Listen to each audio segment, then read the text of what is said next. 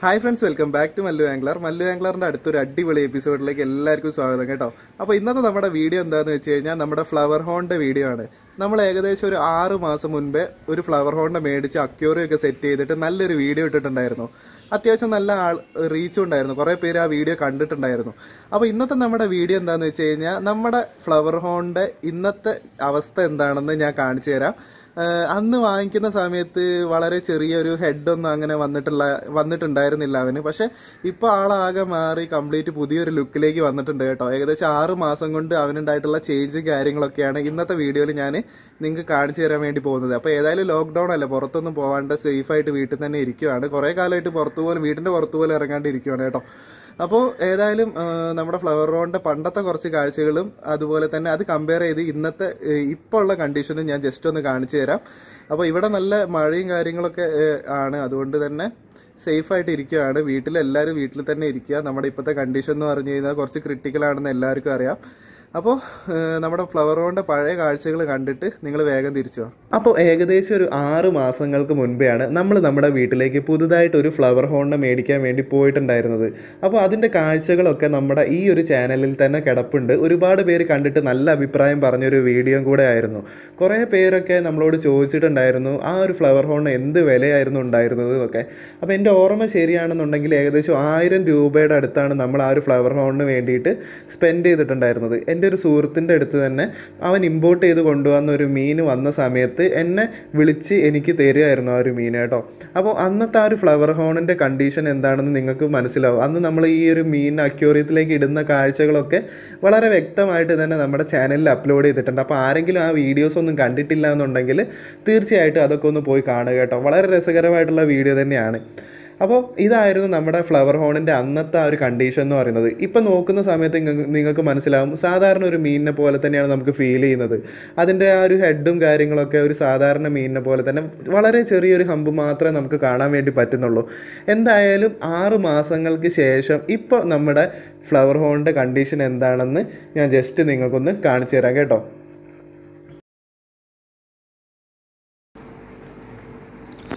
അപ്പോൾ ദേ നമ്മുടെ മീനിൻ്റെ ഇപ്പോഴത്തെ കണ്ടീഷനാണിത് കേട്ടോ.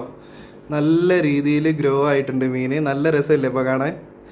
അപ്പോൾ ഈ മീനിന് നമ്മളൊരു പേരിട്ടിട്ടുണ്ടായിരുന്നു, കുഞ്ഞപ്പൻ. ആ കുഞ്ഞപ്പൻ എന്ന് പേരിട്ട ആൾക്ക് നമ്മളൊരു ഗിഫ്റ്റൊക്കെ അയച്ചു കൊടുത്തിട്ടുണ്ടായിരുന്നു കേട്ടോ.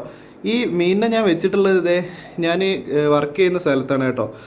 ഈ വർക്ക് ചെയ്യുന്ന സ്ഥലം എന്ന് വെച്ച് കഴിഞ്ഞാൽ ഞാൻ വീട്ടിൽ നിന്ന് ഇപ്പോൾ വർക്ക് ഫ്രം ഹോം ആയതുകൊണ്ട് ഇവിടെ നിന്നിട്ടാണ് അധികം വർക്കൊക്കെ ചെയ്യാറുള്ളത്. അപ്പോൾ ഒരു മീനൊക്കെ അടുത്തുള്ളപ്പോൾ നമുക്കൊരു രസമാണ്. കുറേ നേരം കമ്പ്യൂട്ടറിൽ നോക്കി ഇരുന്ന് കഴിഞ്ഞാൽ നമുക്കൊരു ബോറടി ആയിരിക്കും.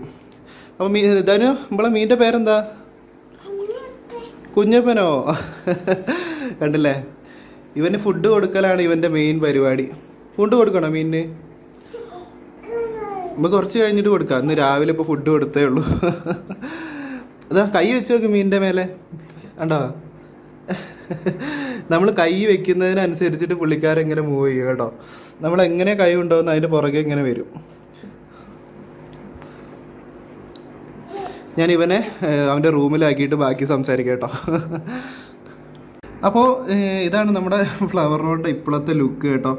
നല്ല രസമല്ലേ കാണാൻ വേണ്ടിയിട്ട്. ഞാൻ ഒരുപാട് മീനുകളെ വളർത്തിയിട്ടുണ്ടെങ്കിലും ശരിക്കും പറഞ്ഞാൽ എനിക്ക് വളർത്തിയതിൽ വെച്ചിട്ട് എനിക്ക് ഏറ്റവും ഇഷ്ടപ്പെട്ട മീനുകളിലൊന്ന് ഈ ഫ്ലവർ ഹോണാണ്. കാരണം എന്താണെന്ന് വെച്ച് കഴിഞ്ഞാൽ നമ്മൾ ഇവൻ്റെ കൂടെ ഇങ്ങനെ കളിക്കുന്നതിനനുസരിച്ച് ഇവൻ നമ്മുടെ കൂടെ ഇങ്ങനെ വരും. ഞാൻ ഇവിടുന്ന് ഈ വാതിൽ തുറക്കുന്ന സമയത്ത് പുള്ളിക്കാരതേ ഇവിടെ വന്ന് ഇങ്ങനെ നിൽക്കും. നല്ല രസമാണ്. അതിന് ഫുഡിന് വേണ്ടിയിട്ടാണോ ആയിരിക്കാം മേ ബി. പക്ഷേ നല്ല രീതിയിൽ ഭക്ഷണം കഴിച്ച് കഴിഞ്ഞിട്ടുണ്ടെങ്കിൽ നമ്മളിങ്ങനെ കളിക്കുന്നതിനനുസരിച്ചിട്ട് നമ്മുടെ കൂടെ ഇങ്ങനെ വരുന്ന ഒരു നേച്ചറാണ്. കാരണം നമ്മുടെ വീട്ടിലൊരു പട്ടി, പൂച്ച അങ്ങനെയുള്ള സംഭവങ്ങളൊക്കെ വളർത്തുമ്പോൾ അത് നമ്മുടെ ഫാമിലിയിലൊരു മെമ്പറായിട്ട് നമുക്ക് തോന്നില്ല. അതുപോലെ തന്നെയാണ് ഈ ഫ്ലവർ ഹോണും. ശരിക്കും പറഞ്ഞാൽ നമ്മളായിട്ട് ഭയങ്കരമായിട്ട് ഇൻട്രാക്ട് ചെയ്യുന്നതുകൊണ്ട് നമ്മളിൽ ഒരാളായിട്ട് നമുക്ക് ഫീൽ ചെയ്യുന്നുള്ളതാണ് അതിൻ്റെ ഒരു ഡിഫറൻസ്. അപ്പോൾ പിന്നെ നമ്മുടെ അക്വേറിയത്തിൽ നമ്മൾ വലിയ മാറ്റങ്ങളൊന്നും വരുത്തിയിട്ടില്ല. അന്നുള്ള പോലെ തന്നെയാണ്. നമ്മൾ അന്ന് ഉപയോഗിച്ചിട്ടുള്ള അടിയിലുള്ള ആ ഒരു സംഭവമൊക്കെ അതുപോലെ തന്നെയാണ്.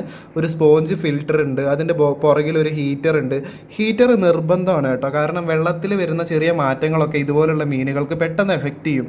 അപ്പോൾ മീനുകൾക്ക് ഇതുപോലുള്ള ഫംഗൽ ഇൻഫെക്ഷനും കാര്യങ്ങളൊക്കെ വന്നു കഴിഞ്ഞാൽ അതിനെ ട്രീറ്റ് ചെയ്യുക എന്നുള്ളത് ബുദ്ധിമുട്ടാണ്. ഒരുപാട് മരുന്നുകളും കാര്യങ്ങളൊക്കെ വാങ്ങിയിട്ട് പിന്നെ അത് മെയിൻറ്റെയിൻ ചെയ്യാൻ വളരെ ബുദ്ധിമുട്ടാണ്. അപ്പോൾ വരാതിരിക്കാൻ മാക്സിമം ശ്രദ്ധിക്കുന്നതിന് വേണ്ടിയിട്ട് എന്തായാലും ഹീറ്റർ എന്ന് പറയുന്ന സംഭവം നിർബന്ധമായിട്ട് വെച്ചിരിക്കണം അക്വേറിയത്തിൽ. പിന്നെ ഒരു സ്പോഞ്ച് ഫിൽറ്റർ മതി, അത് മതിയാവും. പിന്നെ ഇതിലെ വെള്ളം മാറ്റുന്നത് എങ്ങനെയാണെന്ന് വെച്ച് കഴിഞ്ഞാൽ 100% വെള്ളം മാറ്റാറില്ല. മാക്സിമം ഒരു 90% വെള്ളം മാറ്റിയതിന് ശേഷം പുതിയ വെള്ളം നിറച്ചു കൊടുക്കാറാണ് പതിവ്.